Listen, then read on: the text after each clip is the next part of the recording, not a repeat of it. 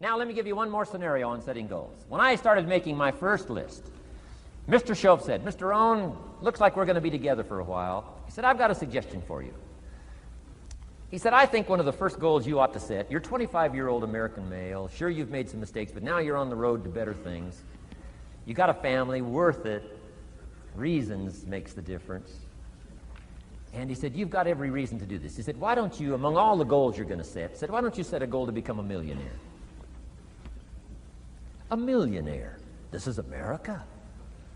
All the possibilities are available. Why don't you set a goal to become a millionaire? He said, "It's got a nice ring to it." Millionaire. Enough zeros to impress your accountant? Millionaire. And he said, "Here's why." Now I thought, the man doesn't need to teach me why. I'm thinking, wouldn't it be great to have $1 million? He said, "No, that's not it. Here's why." And I had one of the greatest lessons I ever learned, and I'm about to share it with you. This will be worth the price of being here today if you can capture what I'm about to share with you. Babysitter fees, whatever else you paid. Some of you missed some sales today to be here, so this is a costly day for you. But what I'm about to share with you changed my whole life. Here's what Mr. Shoaff said. Set a goal to become a millionaire. And he said, here's why. For what it will make of you to achieve it. And I got one of the greatest classes in one sentence I've ever received in my life. Set a goal that'll make you stretch that far.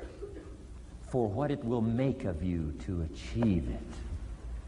What a brand new reason for setting goals. What an all-encompassing challenge to have a better vision of the future. What for? To see what it will make of you to achieve it. And here's why. The greatest value in life is not what you get. The greatest value in life is what you become. Major question to ask on the job is not, what am I getting here? That's not the major question. The major question to ask is, what am I becoming here?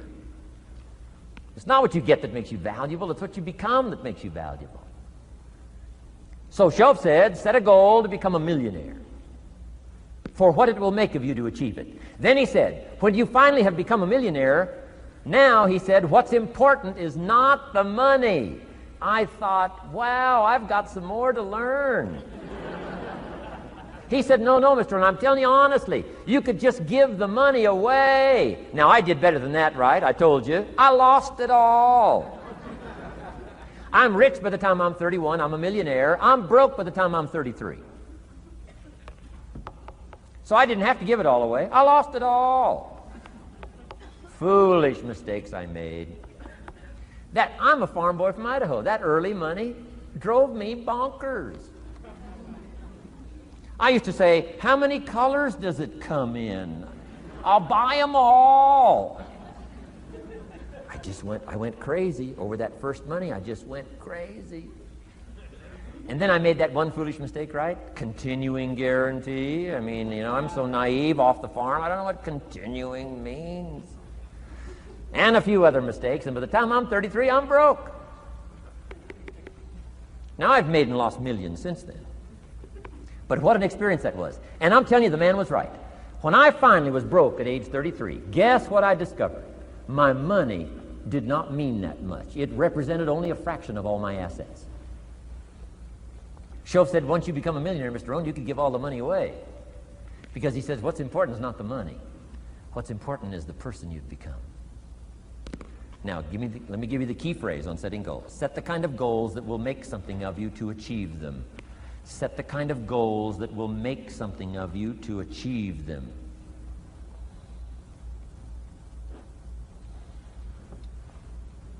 Always keep that in mind. What will this make of me? If I set this goal and go for it, not only will I achieve it, but what will it make of me in the process? What a whole new concept on setting goals. Now, there's two parts to this, and then we're wrapping up goals. Here's the first part now in this goal setting for what you become. Number one, don't set your goals too low.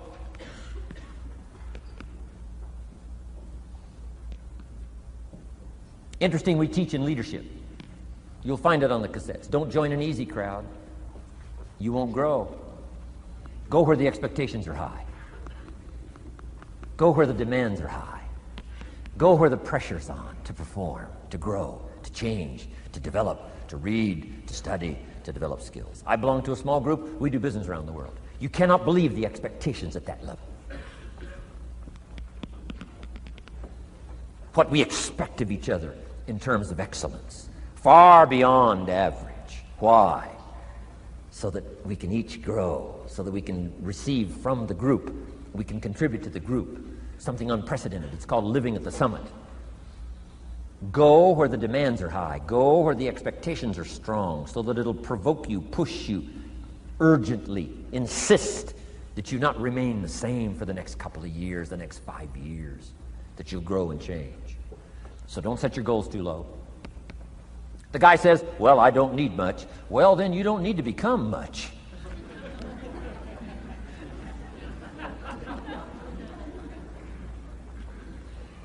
Now, here's the last part on setting goals. Don't compromise. Don't sell out. There were some things I went for back in those early years that I paid too big a price for. If I'd have known how much it was going to cost me, I never would have paid, but I didn't know. So don't sell out. Ancient phrase says, count the cost, count the cost, count the cost. An ancient story says, Judas got the money. You say, well, that's a success story. No. It's true, 30 pieces of silver in those days was a sizable fortune. You say, well, if a guy's got a fortune, right, that's a success story. No, you don't understand. His name was Judas. Doesn't that ring a bell? Judas. You say, oh, yes, Judas, the traitor. That's right, the traitor got the money. Doesn't that change the story? And the answer is, of course, it changes the story. Interestingly enough, after Judas gets the money from becoming a traitor, he's got the money in his hot little hand, and now he's unhappy. Somebody says, well, if you had a fortune, how could you be unhappy? Well, he wasn't unhappy with the money. He was unhappy with himself. Key phrase, the greatest source of unhappiness is self-unhappiness. The greatest source of unhappiness doesn't come from outside. The greatest source of unhappiness comes from inside. And here's where the erosion starts, doing a little less than you could.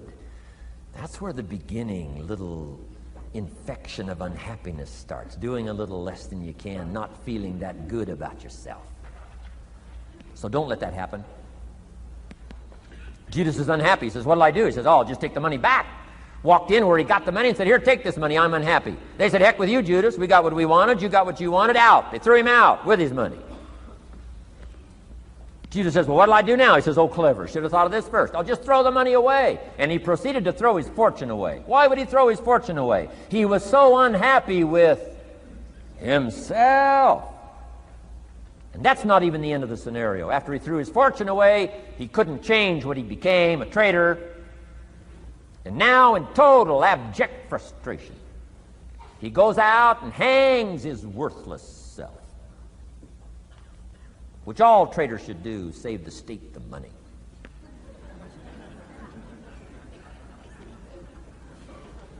Why such a tragic end? Because he was so unhappy with himself. He sold out. He paid too big a price.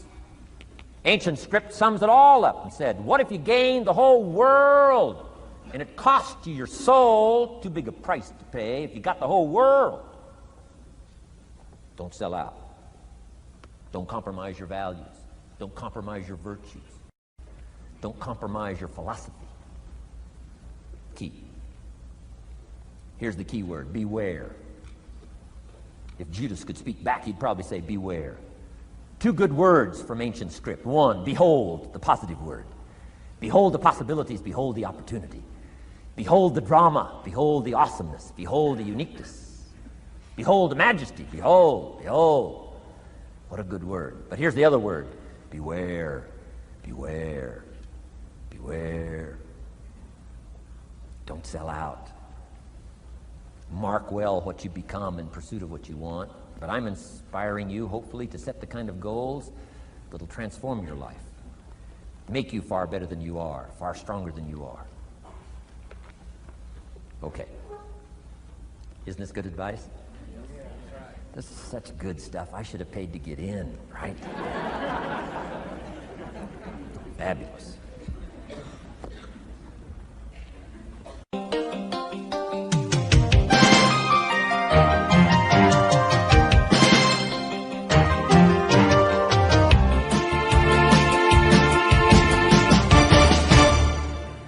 What should a child do with $1? Let me give you the best advice I've got. And this is called sort of middle of the road scenario, and I'll show you how these numbers may change, but here's what I teach. Kids, never spend more than 70 cents. Okay, now you got to pick some number. When I met Mr. Schoaf, I was at about 110%. But remember this, if your outgo exceeds your income, your upkeep becomes your downfall. Good little scenario. So here's the number that I found works best in developing a good financial plan. Never spend more than 70 cents out of every dollar from now on. Now kids ask me what? What do you do with the other 30 cents? Here's my best advice. 10 cents, charity. 10% charity. Supporting worthy projects, helping people who cannot help themselves. Some churches teach tithes, peace, portion, turning back part of what you take out. Excellent, excellent philosophy. That's what that 10% is. And nothing teaches children responsibility and character better than generosity. No school, no class, no teacher can teach character better than the simple act of generosity. 10 cents out of every dollar. Now you can pick your own number. I'm just giving you my best scenario. Now the time to start this is when the amounts are small. Easy to give a dime out of $1. I'm telling you, kids will give you 10 cents out of every dollar if it's part of their philosophy, if you sell them on it. And that's the time to start, when it's easy, 10 cents out of $1. A little harder to give 100,000 out of $1 million. Someone says, oh, if I had $1 million, I'd give 100,000. I'm not that sure. We better start you early when the amounts are small, so it'll all be set in when the big amounts start to come. Okay? So 10 cents for charity. The next 10 cents I call active capital. Capital meaning try to make a profit yourself. We live in a capitalistic society, right? Everybody now wants to join capitalism. That's why the walls are coming down. Capital belongs in the hands of the people. That's where the genius is. So the genius is to try to show a profit. Buy and sell. Render service. Show a profit. Now here's what I teach kids. Profits are better than wages. Wages are okay. But wages help you make a living. Profits help you make a fortune. The key is to just understand philosophically a little simple economic scenario. And there's all kinds of ways to make a profit. I'm working on a new book. Here's what it's called. I think it's going to be called, Of Course Kids Should Pay Taxes. It's going to be an interesting book. In California, where I live, kids do pay taxes. If an 8-year-old walks into 7-Eleven, buys something that cost $1, the proprietor makes him cough up 7 more pennies. 8-year-old says, what's these 7 pennies? Proprietor says, that's taxes. Kid says, well, I'm only 8. Proprietor says, congratulations, you're my youngest taxpayer. So in California, kids do pay taxes. Now the question is, should they? Now the title of my book is, Of Course Kids Should Pay Taxes. You got it. Right? The disciple went and caught a fish, found the miracle coins, and paid his taxes and Jesus' taxes. So way back then, Jesus did pay taxes. Now the question is, should he? And the answer in my little book says, of course Jesus and kids should pay taxes. Of course. Of course. If an 8-year-old wants to ride his bicycle on the sidewalk instead of in the mud, you have to pay taxes. Things cost money. Got to pay taxes. Aircraft carriers keep tyranny over there instead of over here. Aircraft carriers cost money. It's expensive to run this whole show. We can't use used missiles. I mean, it's expensive to run the whole deal. Of course, everybody has to pay. Now, active capital means try your best to show a profit. Now, there's many ways to show a profit, not just money. Touch something, leave it better than you found it. That's a profit. Some profits are intangible, some profits are tangible. Long before Earth Day, for all sophisticated people, it was very proper when you left your hotel room to turn out the lights. All educated people. Why? Leave a profit. It's so easy to flip the switch and leave a profit. Some says, well, the hotel gets the profit. What do you care? All you need to become is a person who leaves a profit. Wow. I talked to a man who runs a whole string of apartments. He said, guess what? Most people, when they rent an apartment, leave it, what? Trashed, worse than they found it. What kind of a reputation would that be? Whatever you touch turns to trash. Whatever you touch gets dirty. Nothing you touch gets better. See, that's a poor philosophy. No wonder it leads to poverty, small lives. As one writer said, living lives of quiet desperation. This is where it all begins. Failure to leave a profit when you can, turn out the lights, doesn't matter what it is. Become profit-minded. Profits are better than wages because profit has the potential to make a fortune. Wages has the potential to make a living. So I teach kids, take part of your wages. If you earn the money, take part of it for charity and part of it to see if you can't make a profit. And there's all kinds of ways. My book's going to be full of all kinds of ways kids can make money. I teach kids how to have 2 bicycles, one to ride and one to rent. I mean, it doesn't take long to get into business. You don't have to be a genius. Halfway bright, you can start showing a profit. Now, here's the next 10 cents called passive capital. Meaning, let somebody else use the capital, you provide it, you're passive, they're active. And let them pay you interest. Profits and interest. Unique way to make a fortune. In fact, there's a Bible philosophy. I teach teenagers this Bible philosophy. Here's what it teaches. The borrower is servant to the lender. Wow. So where is the power position? Not a spender, a lender. And if I've taught teenagers well, if you ask them, among some of the things you want to be, when you grow up, as years pile on, what would you like to be? I'm telling you, among some of the things that they would like to be, if they've sat in on my classes or gotten some of my material, they will say, I want to be one of them lenders. Powerful position. Let somebody else use your capital. Some projects require more capital than any one person has. So we've got capital pools, whether you put it in a financial institution or whatever, right? Earn an interest, earn a profit, right? Buy a car and sell it for more than you paid for it. Why? Because you leave it better than you found it. Wow. Touch something and leave a profit. Okay? It's not just wrapped up in money and economics. This helps to teach all other scenarios of life on profit and capital and expenditures, what to do with your time and what to do with your life, and as well as what to do with your money. Okay? Now, this little scenario I call the ideal. Now, here's what's important. To set up the ideal and work toward it. Because at first you may not be able to do these numbers. Some people are in such desperate situation currently, they got to go 97, 1, 1, and 1. I mean, I had to start there. Start with pennies.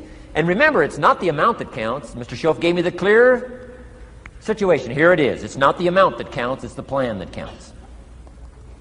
When I met Mr. Schoaf, I'm 25 years old. I said to him, if I had more money, I'd have a better plan. He said, no, Mr. Rohn, if you had a better plan, you'd have more money. 6 years? 6 years? In America, 6 years?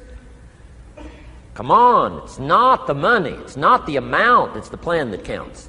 So set up an ideal plan like this. Now you can rearrange this and modify it to suit yourself. I'm just giving you here as an example. So set up the ideal and then start making progress toward it. Okay. Because finally these numbers are going to change if you move on up into the higher area. right? The people I work with around the world couldn't spend 70 cents out of every dollar. It would be obscene. That'd be too much. So these numbers are bound to change. I don't know what mine are. Probably 20% up here. A lot larger numbers down here. Okay? So these numbers can change. I'm just offering you a good sample philosophy. Remember, philosophy is the set of the sail. The economy is not the set of the sail for you. For you, the set of the sail is your own philosophy, your own thinking, your own plan, your own concept. Don't borrow somebody else's plan. Don't borrow somebody else's concept. Don't borrow the concept, spend all you can, cross your fingers and hope for the best. Don't borrow that. Develop your own philosophy, and I'm telling you, it'll lead you to unique places. Now, the rest of a lot of this is on the cassette tapes, but let me just give you 2 or 3 more pieces of the scenario here. Then I want to talk about communications, and then we're going to wrap it up. Okay. Here's 2 or 3 more parts to financial independence. Number 1, keep strict accounts. This is the best of disciplines. Keep strict accounts.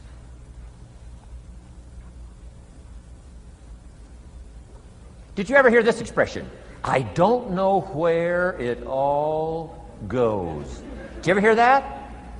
I don't know where it all goes. Oh, we'd love to have you run our company. You don't know where it all goes. Whoa. Did you ever hear this? It just gets away from me. It just gets away from me. We'd love to turn the world over you. It just gets away from you. Come on. You got to have better disciplines than that. Let that be the 90%. Let that be the scenario of the 97%, but don't let it be your scenario. Don't let it become your philosophy. Keep strict accounts. Next, a new attitude. I had to develop a new attitude as well as new concepts. Here's what I used to say. I hate to pay my taxes. Shoaff said, well, that's one way to live. I thought, well, doesn't everybody hate to pay their taxes? He said, no, a few of us have gotten way past that. He says, once you understand what taxes are, here's what taxes are in our governmental system in our society. Taxes is how you care and feed the goose that lays the golden eggs. Democracy and liberty and freedom. Free enterprise. Wouldn't you want to feed the goose that lays the golden eggs? Somebody says, well, the goose eats too much. That's probably true. I understand that. Of course that's true. But see, better a fat goose than no goose. And here's the truth be known. We all eat too much. Let not one appetite accuse another. Of course the government needs to go on a diet. So do most of us. But hey, you still have to care and feed the goose that lays the golden eggs. Once you understand that that's what it's for. See, it is so important, the right attitude. Here's what I used to say. I hate to pay my bills. You open up the mails, nothing but these window envelopes, bills. I hate to pay my bills. Shoaff said, well, that's one way to live. I said, well, doesn't everybody hate to pay their bills? He said, no, some of us are way beyond that. I said, is it possible to love to pay your bills? He said, yes. Reduce your liabilities? Increase your assets? Wouldn't you love to do that? So start a whole new attitude here. Next time you pay $100 on an account, put a little note in there and say, with great delight, I send you this $100. I mean, they don't get many letters like that. Reduce my liabilities, increase my assets. My picture's changing. My picture's improving. I love to pay my bills. Keep the money in circulation. Pay my taxes. Feed the goose that lays the golden eggs. It's a matter of attitude. And here's the last on attitude. Everybody must pay. Of course, life is called opportunity, but life is called price. But we must all pay. We must all share. One of the classic stories of all time from ancient Bible script says, Jesus one day and his disciples were standing by the church treasury, synagogue treasury, watching people as they came by and put their offering in the treasury.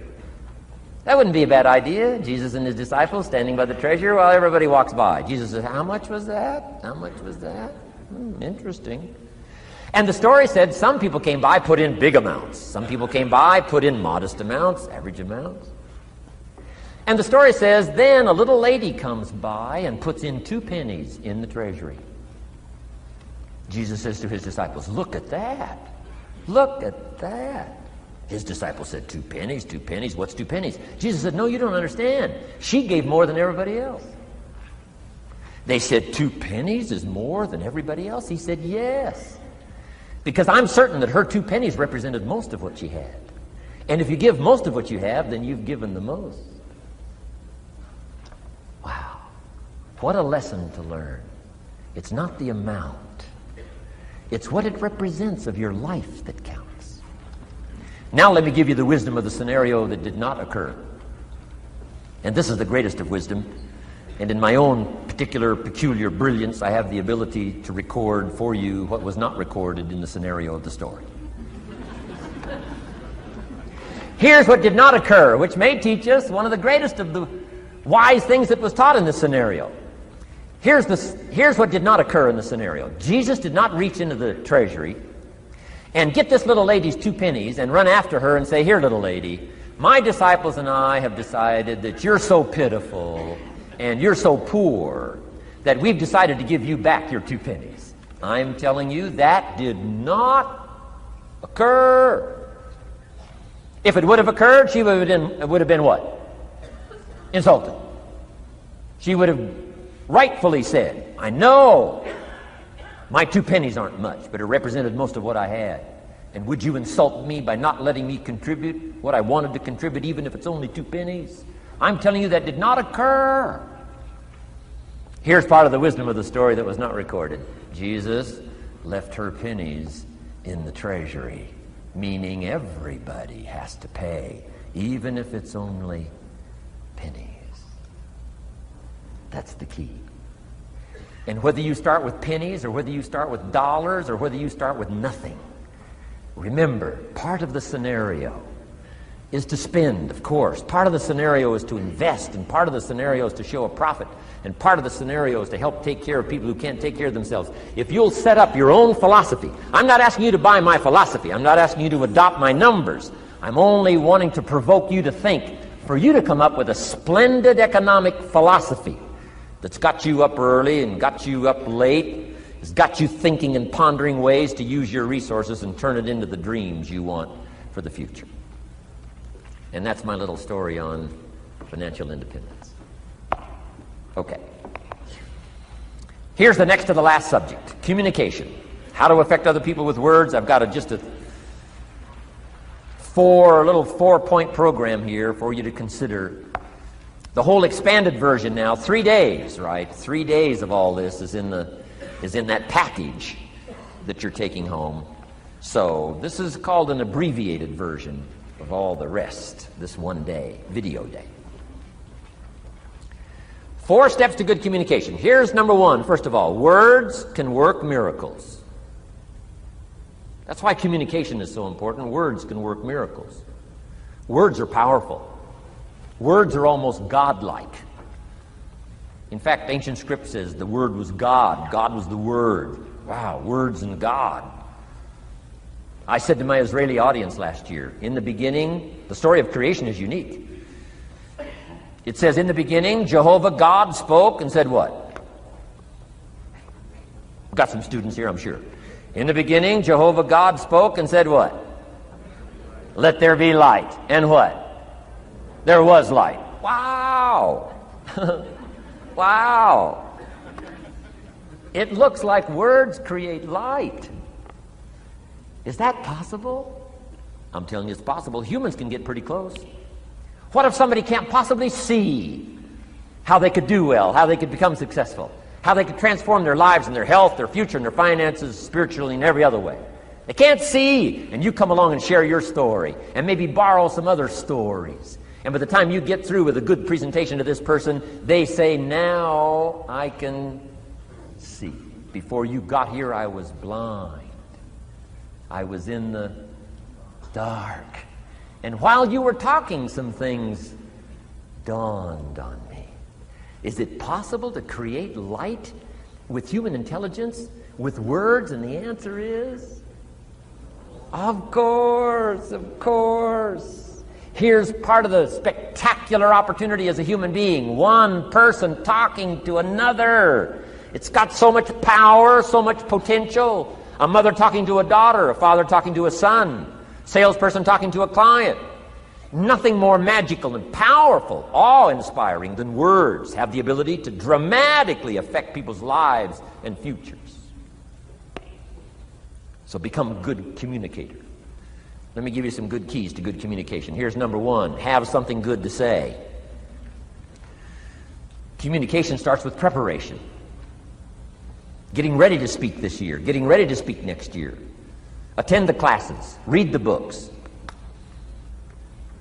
Have something good to say. Here's 4 good words to help you to have something good to say. One is interest. Develop a new interest in people and life and what's going on, economics and politics, religion, social structure, possibilities, opportunities. Develop a new interest. Here's the next word: fascination. Goes that step beyond interest.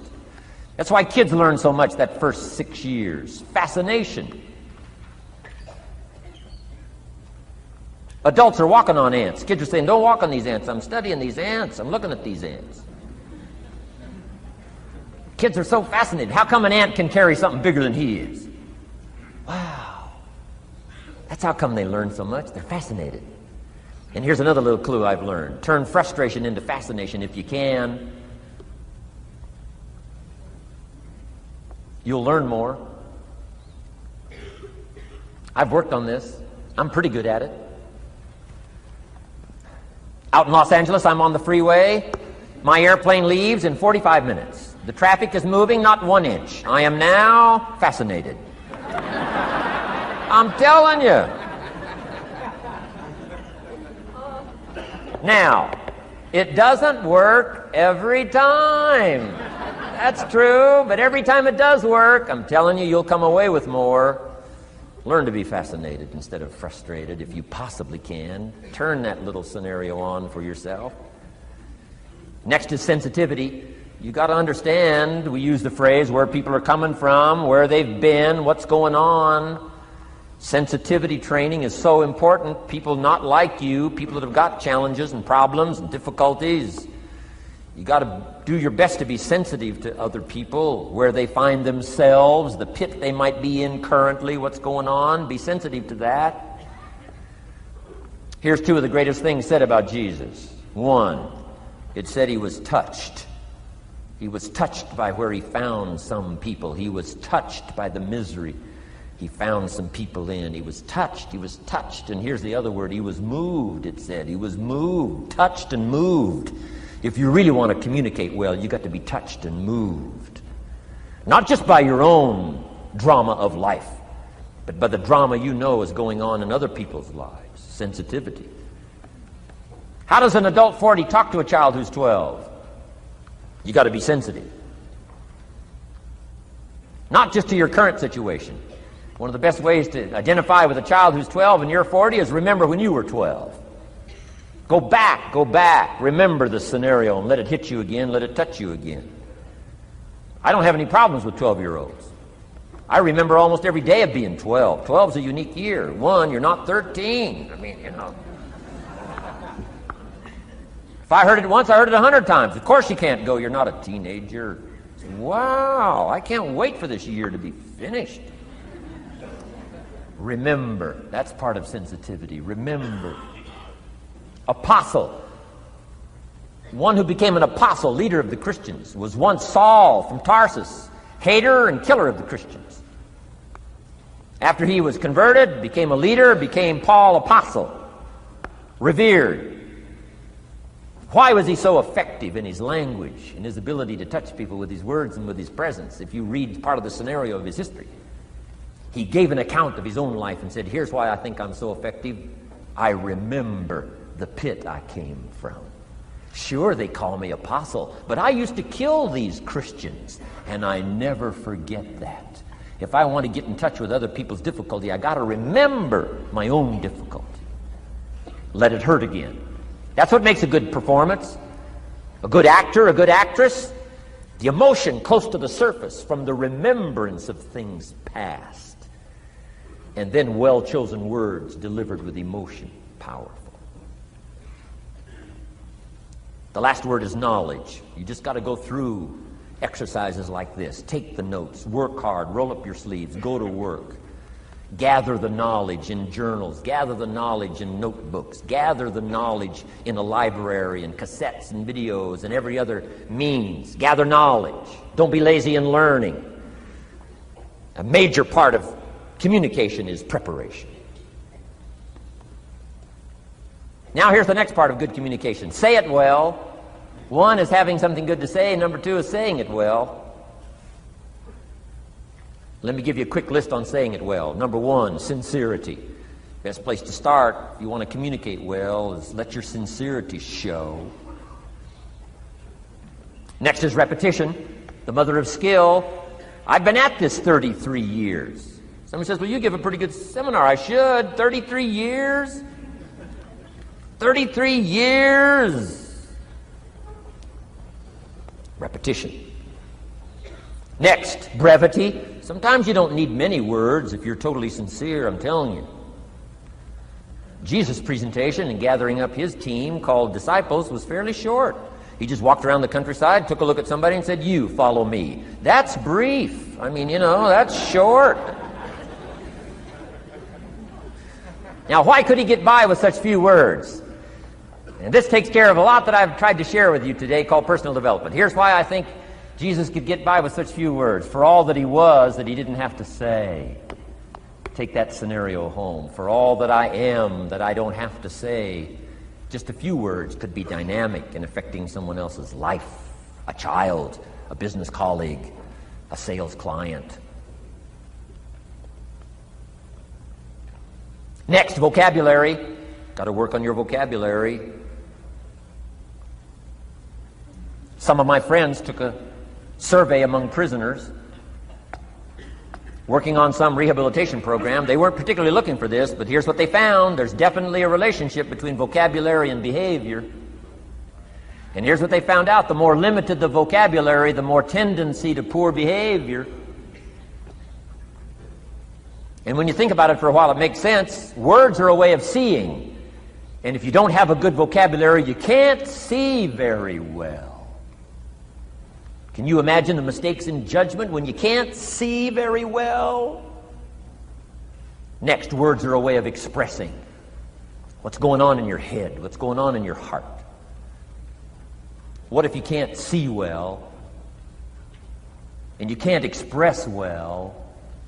You can imagine the tragic scenario of 5 years of that, 10 years of that, 20 years of that showing no improvement.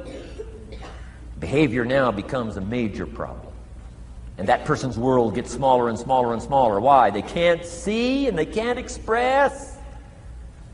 And finally, they don't need much bigger place than a 10 by 12 cell. Their world is so small anyway, don't need much bigger place. I'm asking you to stretch your vocabulary. I used to put words up on a 3 by 5 card. I drove a lot back in those days, but at the end of the day, I'd mastered 2 or 3 words. My oldest daughter, Linda, with my grandkids, starts the day with what's called the word for the day. She writes it on a chalkboard, the word for the day. And the kids memorize that word and the meaning of the word. And every once in a while during the day, she'll say, what's the word for the day? The last day I was there, the word was superficial. Natalie's 4, Nathaniel's 5. And several times during that day, Linda, my daughter, would say, what's the word for the day? Natalie would say, superficial. And she would say, Nathaniel, what does that mean? On the surface. Several times during the day. What's the word for the day? Superficial. What does it mean? On the surface. If you were to ask my grandkids, the last time Grandpa was here, what was the word for the day? I'll bet you they'd probably know. Superficial. On the surface. Word for the day. Why not learn a word a day? Why not add to your vocabulary so you can see more, see better, and express better? put out in words what's in your heart, what's in your soul, what's in your mind. It's important. So say it well. Here's number 3. Number 1 was have something good to say. Number 2, say it well. Here's number 3. Read your audience. These are just simple concepts now. You've got to add some of the details, but that's what I'm mainly good for, is concepts. Read your audience. If you're talking to a child, you've got to study the face of the child. You've got to study a little body language. You've got to study what's going on. So you'll know whether to shift gears, come on a little stronger, ease off a little, might be too strong, search for another illustration, soft, strong. A lot of that is dictated by reading your audience. When I first started lecturing, I had some challenges here. I was so absorbed in my notes, lecturing like this. I'm telling you, in those early days, the audience could have left and I'd have kept right on going. I didn't know what was going on down here. I didn't know what was going on over here. I didn't have any idea what was happening over here, whether I should come on a little stronger, ease back. I didn't know. I couldn't read my audience. So, read your audience. A prospect, read. Now let me give you some ways to read. Number 1, by what you see. Body language tells us some things. How to shift gears, whether to go on, whether to stop. If you're talking to somebody and they're leaning toward the door, that means you gotta hurry, right? They're not gonna be here long.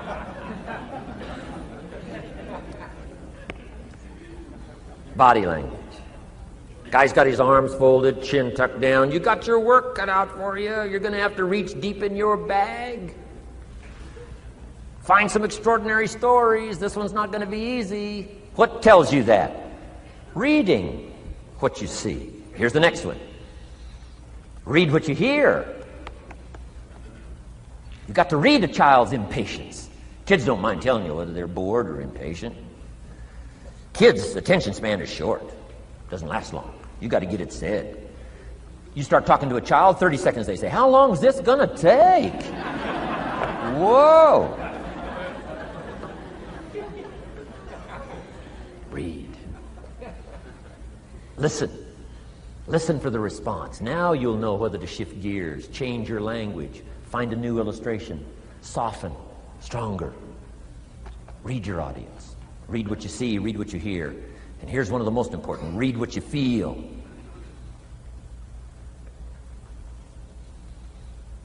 Now, women are probably better at this than men when it comes to picking up emotional signals. Men, they can see, and men, they can hear, but it takes a little training for a man to pick up those emotional signals that are so important so you don't say the wrong stuff. Because it's so easy to make a mistake in language.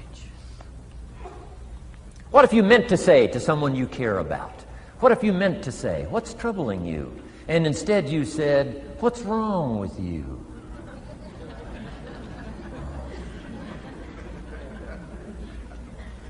Communication. So read the emotional signals. If we could learn from the women on this emotion. Women have this uncanny antenna picking up this stuff. Woman says, "Doesn't feel right." I mean, what does that mean? It doesn't feel right. It doesn't feel right. Whoa. Women have got it though. Seems to be built in. Especially danger. Women pick it up quicker than men. It's built in, I think. Way back, right? Man was the provider, mama was the protector at home. So she picked up this scenario of danger, I think, these signals. But they are good. In the middle of the night, mama wakes up. The baby cries, mama wakes up. Papa sleeps. The faintest cry, mama's awake. Or she nudges her husband and says, go look, something isn't right. He says, "What do you mean it isn't right?" She says, "No, go look." He said, "Hey, everything's okay." She says, "Go look." He says, "Okay." And he gets out of bed, goes downstairs. The front door is open. How did she know that? We don't know. I mean, she just knows. She just knows. But I'm telling you, it's so valuable in communication to be able to pick up the emotional signals as well as what you see and as well as what you hear. It's so important. But women are good. Ancient scenario says this: there are shepherds and there are sheep and there are wolves. What a good life scenario. But it doesn't stop there. This ancient scenario says also, some wolves are so clever, they've learned to dress up like sheep. Now you got to have a woman. Got to have a woman. Man says, looks like a sheep, talks like a sheep. Woman says, ain't no sheep. Take my word for it. Well, they know.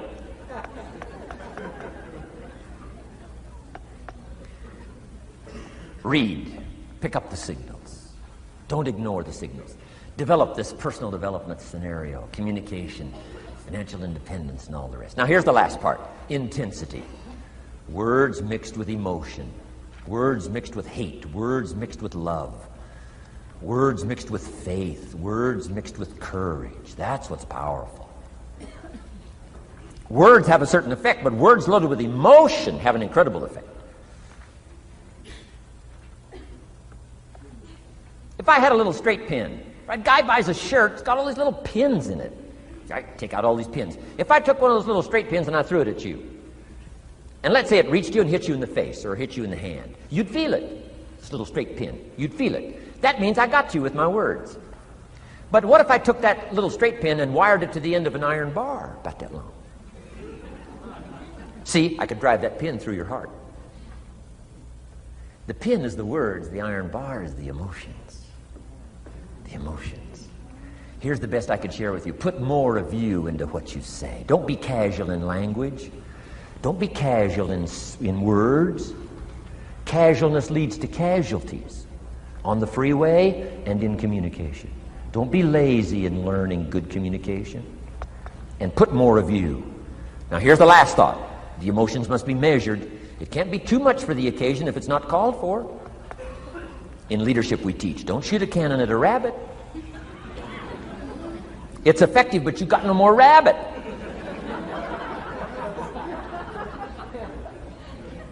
So here's some of the most powerful scenario in communication. Here it is. Well-chosen words mixed with measured emotion. The basis of affecting people with good communication. Well-chosen words mixed with measured emotion. And one last point on communication. The more you care, the stronger you can be. The more you care as a mother, the stronger you can be with your children. The more you care as a father, the stronger you can be. The more you care as a leader, the stronger you can be in helping to solve problems, getting on somebody's case. The more you care. But you got to care. I don't mind a minister consigning my soul to hell fire for my sinful ways. I don't mind that. If he believes it, I don't mind him consigning my soul to hellfire for my sinful ways, as long as he does it with tears and not with joy. If you're going to preach a message on hellfire and consign people to hell's fire, you got to cry and sob your way through a sermon on hellfire. We would all dismiss as a performance a dry-eyed sermon on hellfire. You can't legitimately preach hellfire unless your heart breaks.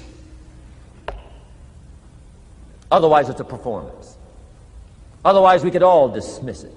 Why? The heart's not there.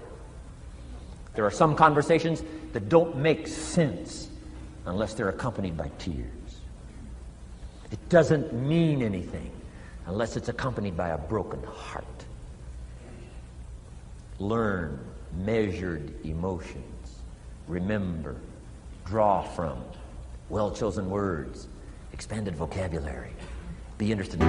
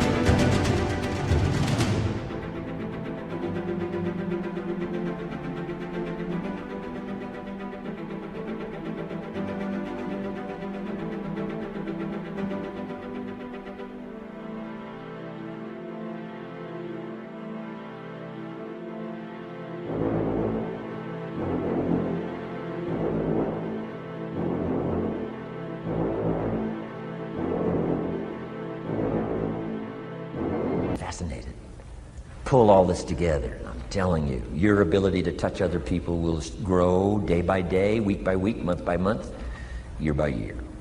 Here's my last subject. It comes in two parts. First is the negative part. And I got just a couple of tips for you on negative. There wouldn't be positive without negative. It's part of the life scenario. Ancient script says it best. There's a time to laugh.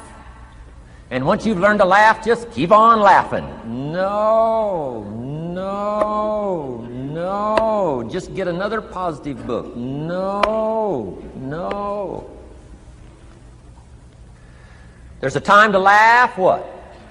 And a time to cry. And you've got to become so sophisticated and so well educated that you don't laugh when it's time to cry. And you've also got to learn to cry well. How are you going to identify with some people if you don't cry with them? It's very important. The negative side is very important. Negative thinking. I teach kids, and you'll find it on those cassettes, the ant philosophy. Let me just give you the quick scenario on the ant philosophy. Number one, ants never quit. What a good philosophy. If they're going somewhere, you stop them, guess what? They'll look for another way. How long will they look? Till they find it, or till they die. What a great philosophy. But here's number two. I can't give them all to you, but here's number two. Ants think winter all summer. You've at least got to be that bright. You can't think summer all summer. You got to do some winter thinking in the summer. You say, well, the sky is blue, the clouds are fleecy. You can't be faked out by that. Ancient story says, don't build your house on the sand in the summer. Why would we be cautioned not to build our house on the sand in the summer? Because it's easy to get faked out. So what should you do during the summer? Think winter. Think storm. That'll drive you to find a rock in the summer when the sky is blue. Key, negative is normal. You got to handle it. You can't dismiss it. It's part of the life scenario, like your white corpuscles we talked about earlier. So don't ignore it.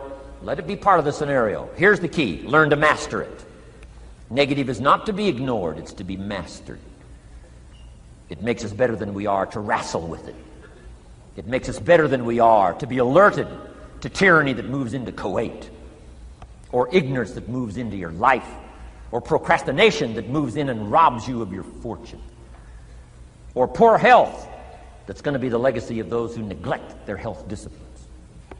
You got to do battle with the enemies on the outside and on the inside. So learn how to handle the negative. And now here's the last, called the positive.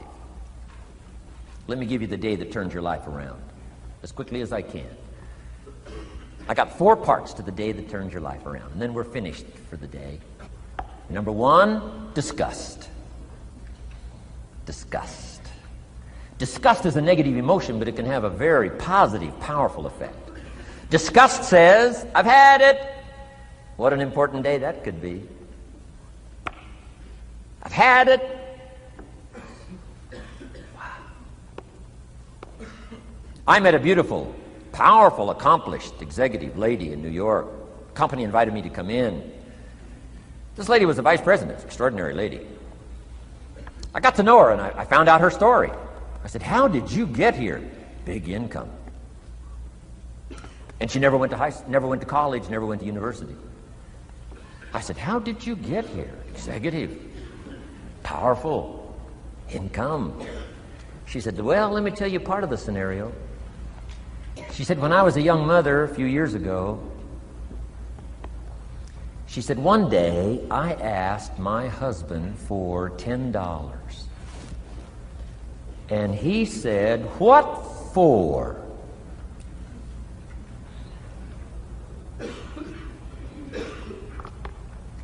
She said, before that day was over, I decided I would never, ever ask again. She said, I started studying opportunity, found it, took the classes, put myself through the schools, did the scenario. Now I'm vice president. I make a lot of money. And she said, I kept my promise. I've never, ever had to ask again. It's called a life-changing day. The day you say, enough is enough. Now, if you can add an act to your disgust, it helps. A man takes a shotgun to his car, blows out every window, destroys every tire, puts 100 rounds in it, and says, I've driven this embarrassing thing for the last time. And then he saves it. He saves it. And later when somebody says, how did you become rich and powerful? He says, let me show you this car. One day I'd had it up to here. I blew it to smithereens. Enough is enough. Powerful. Here's the last three. Next is decision. Decision-making is a life-changing day. If you went home today and in the next few days cleaned up a list of decisions, it could furnish enough inspiration for the next 5 years, 10 years. What an inspiring day, the day you can bring yourself to decide. And here's the third one, desire, wanting too bad enough. Who knows the mystery of that? We don't know. But here's something I do know. Sometimes desire waits for a trigger, waits for something to happen. Who knows what the happening may be? A song, the lyrics, a movie, the dialogue, a seminar, a sermon, a book, an experience, confrontation with an enemy, a conversation with a friend who finally levels with you. Whatever the experience it is, it's so valuable. And here's my best advice. Welcome all experiences. You never know which one is going to turn everything on. Don't put up the walls. The same wall that keeps out disappointment keeps out happiness. Take down the walls. Go for the experience. Let it teach you. And here's the last one. Resolve. Resolve says I will. Two of the most powerful words in the language. Benjamin Disraeli said, nothing can resist a human will that will stake its existence on its purpose. Shortly put, I'll do it or die. Best definition of resolve I got from a little junior high girl, Foster City, California. I'm going through some words one day. I got to this one and I asked the kids, who can tell me what resolve means? Some didn't know, some tried. Interesting.